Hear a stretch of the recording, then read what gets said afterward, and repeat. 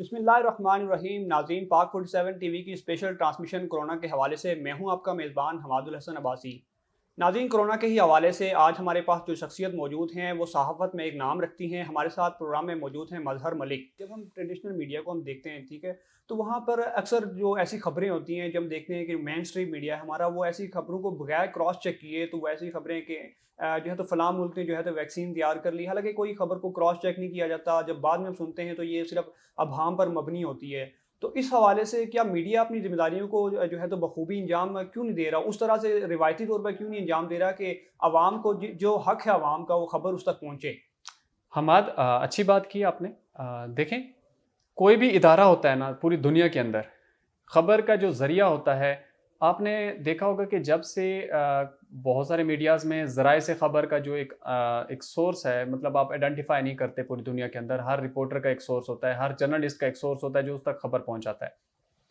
जो वैक्सीन के हवाले से खबरें सामने आ रही हैं, उसके बारे में मैं आपको बताता चलूँ कि ज़ाहिर है हर मुल्क की कोशिश है और हर शख्स की कोशिश है कि इस टाइम, आपको सीरियसली बताएं, आप बताइएगा, मैं अगर आपके कोर्ट में बाल फेंकता हूँ कि इस टाइम जो वैक्सीन बनाने का ऐलान करेगा वो क्या पूरी दुनिया में मशहूर नहीं होगा? क्या सही है। इकॉनमी पे उसके असरात नहीं होंगे? क्या उसका फेम उसको नहीं मिलेगा? सेम इसी तरह ही मीडिया में भी एक फेम का एक असर पाया जाता है, मीडिया में रैंकिंग का असर पाया जाता है, मीडिया में एक दूसरे से आगे निकलने की दौड़ वो भी शामिल है। खबरें जो आती हैं पूरी दुनिया में ये ट्रेंड है, सिर्फ यहाँ नहीं, आप बीबीसी को भी देख लें, आप फॉक्स न्यूज़ को भी देख लें, वहाँ भी ऐसी कई खबरें होती हैं जिनकी बाद में तरदीद भी की जाती है। अच्छा, माज़रत के साथ मैं कतई कलामी से माज़रत करता हूँ। जब आप बात करते हैं कि मीडिया एक दूसरे पर सबकत ले जाने के लिए ऐसे जो है तो इक़दामात करता है या ऐसी चीज़ें करता है। तो लेकिन क्या फिर ये कि जो रिवायती चीज़ें हैं, जैसे मतलब किसी भी मीडिया का जो ऐम होता है, ठीक है, तो वो उससे ज़रा हट नहीं जाता कि इसीलिए फिर हम ये कह नहीं सकते कि लोगों का जो है तो वो मेन स्ट्रीम मीडिया से जो एतबार है वो उठ गया है और इस वजह से लोग सोशल मीडिया पर ज़्यादा जा रहे हैं? नहीं, सोशल मीडिया पे जाने का जो रीज़न है वो ये नहीं है। सोशल मीडिया पे जाने की जो रीज़न है वो ईज़ी एक्सेस है। आप रास्ते में हैं, सफ़र में हैं, कहीं भी हैं, अब नेट पैकेजेज़ आपको आसानी से अवेलेबल हैं। मोबाइल प्राइस पाकिस्तान में कम है, पूरी दुनिया की निस्बत पाकिस्तान में मोबाइल बहुत सस्ता है। इवन मैंने खुद देखा है कि मैं किसी की हद तक या किसी की उस तरह नहीं कर रहा हूँ, लेकिन अगर एक गरीब से गरीब तबके को भी अगर मैंने बाहर देखा है तो उसके पास भी एंड्रॉयड मोबाइल कम से कम ऐसे ही है। मौजूद है।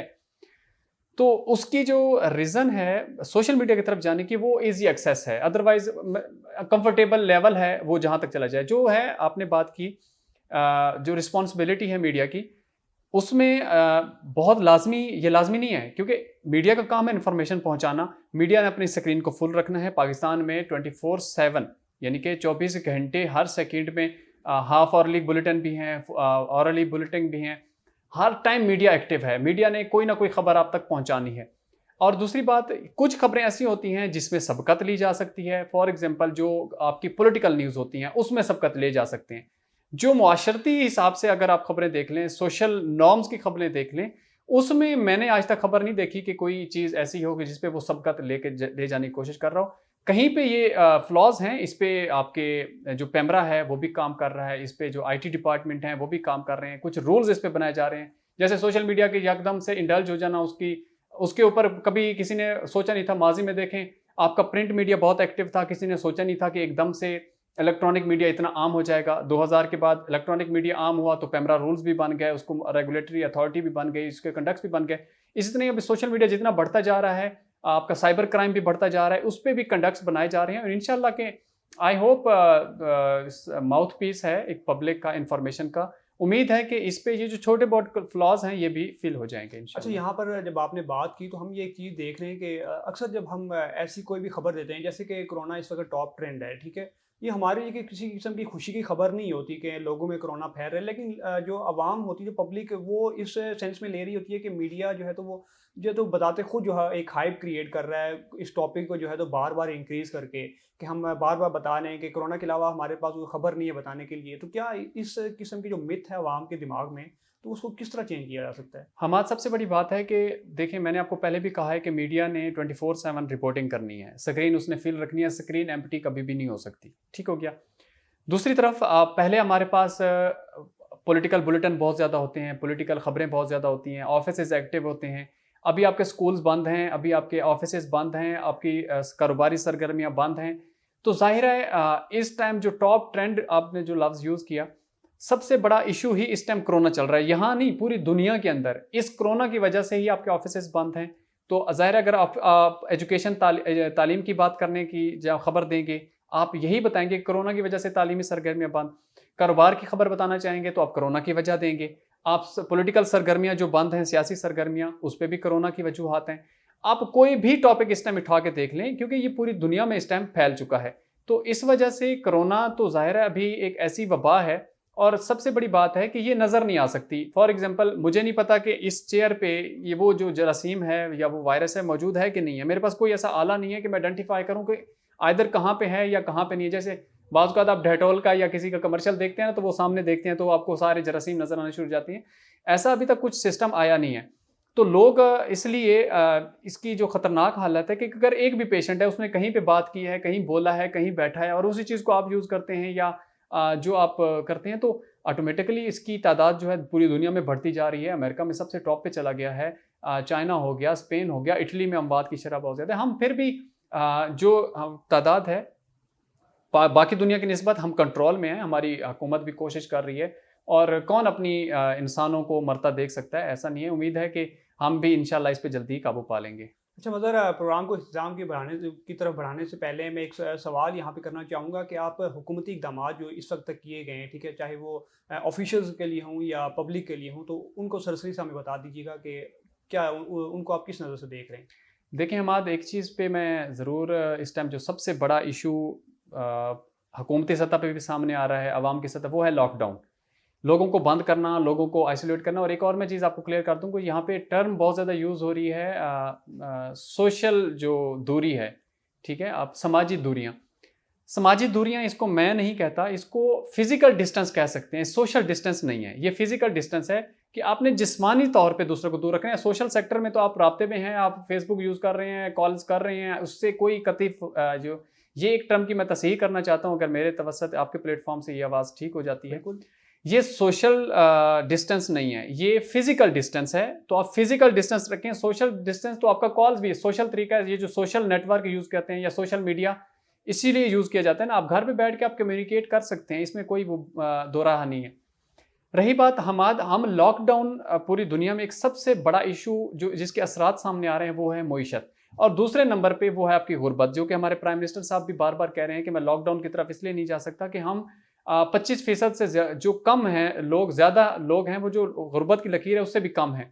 और हकीकत है, आपका मजदूर तबका खाने तक पहुँचाने, और ये तो वो 25% हैं जो मजदूर तबका है, जो किसी के सामने हाथ भी फैला सकते हैं, या हो सकता है इनमें से कई ऐसे लोग हों जो किसी से लेते हुए शर्माएं भी नहीं। मैं ऐसे भी बहुत सारे अशराफिया को जानता हूँ जो फॉर एग्जांपल किसी का कारोबार है, किसी एक दुकान है, वो किसी से ले भी नहीं सकता, किसी को कह भी नहीं सकता, लेकिन क्योंकि उसकी दुकान बंद है, वो घर पे बैठा है, उसके ज़िम्मे 6-7 फ़र्द हैं, तो वो किसी को ये भी नहीं कह सकता। और इसका ये मतलब है कि वो जब दुकान बंद करके बैठा है, उसकी जो आमदनी हो रही थी वो तो रुक गई।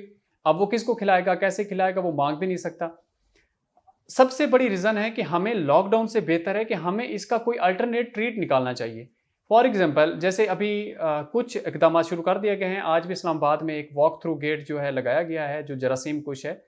आप कोशिश करें कि हुकूमत जितने अरबों डॉलर्स पूरी दुनिया इन्वेस्ट कर रही है इसके ऊपर, जो पैकेजेस दे रहे हैं, इसमें कोई दो राह नहीं है। हुकूमत अपनी तरफ से कोशिश कर रही है, इसमें कोई सियासत नहीं है। चाहे वो सिंध की हो, चाहे वो पंजाब की हो, KPK, बलोचिस्तान, गिलगित बल्तिस्तान, कश्मीर या वफाक, कोई भी हो, वो अपनी तरफ से कोशिश कर रहे हैं कि इसको हम ओवरकम कर सकें किसी न किसी तरीके से, लोगों तक पैसे पहुंचा के, लोगों तक राशन, और बहुत सारे आपके दूसरे इदारे भी हैं जो पब्लिक इदारे हैं, प्राइवेट इदारे हैं, वो भी अपनी तरफ से कोशिश कर रहे हैं कि लोगों तक पहुंचाएं।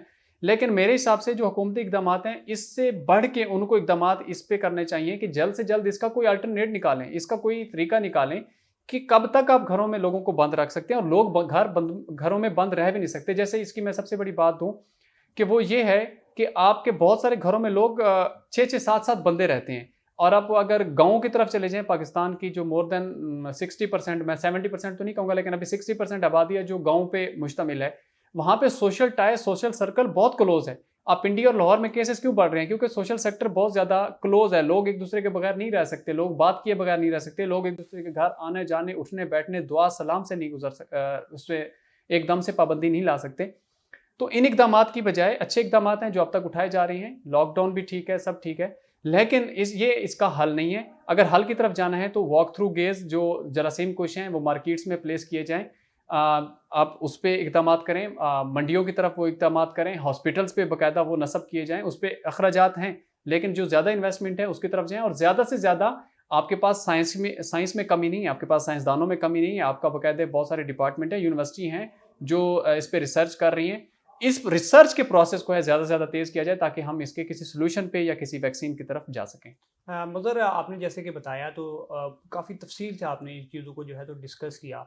क्योंकि आप ग्राउंड के जो है तो सहाफ़ी हैं, इसी तरह में आपसे मैं पूछना चाहूँगा क्योंकि आप कोरोना के मरीज़ों से भी मिले होंगे, जिन शख्स में जिन्हें जो है ना अशख़ास में इसकी तशख़ीस हुई है या उनके के पॉज़िटिव आए या मतलब उनमें मुश्तबा थे, उनसे आप मिले होंगे। उनसे मिलने के बाद जो आपने तजुर्बा हासिल किया, उस तजुर्बे का निचोड़ आप आवाम को क्या देना चाहेंगे? वो प्रिकॉशंस क्या इस्तेमाल करें?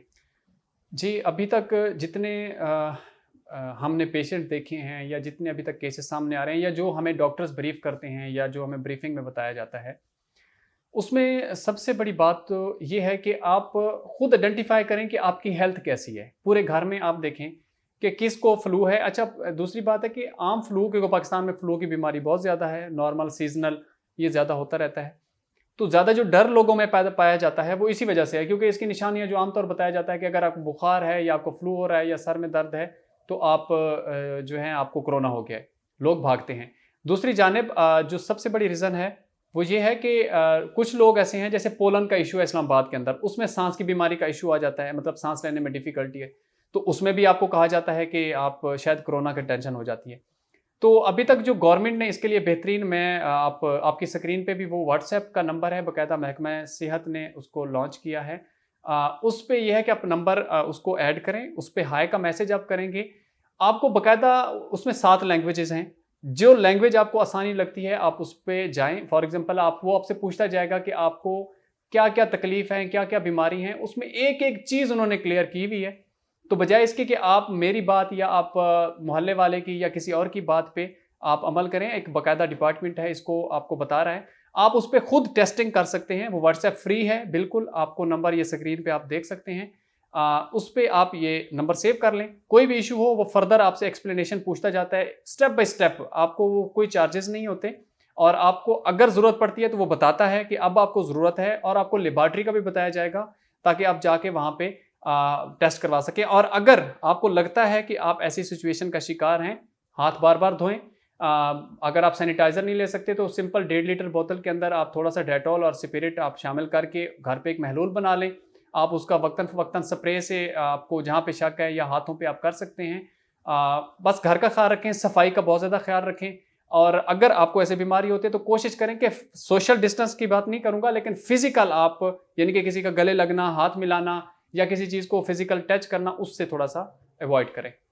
बहुत शुक्रिया, सहाफ़ी और तजज़ियाकार मज़हर मलिक हमारे साथ मौजूद थे। नाज़रीन, कोरोना के हवाले से किसी भी किस्म की अपडेट्स के लिए हमारे साथ जुड़े रहिए। हमारे सोशल मीडिया अकाउंट्स पे आप इन टच रह सकते हैं। अपने मेज़बान हमाद उल हसन अब्बासी को दीजिए इजाज़त। अल्लाह ने के बाद।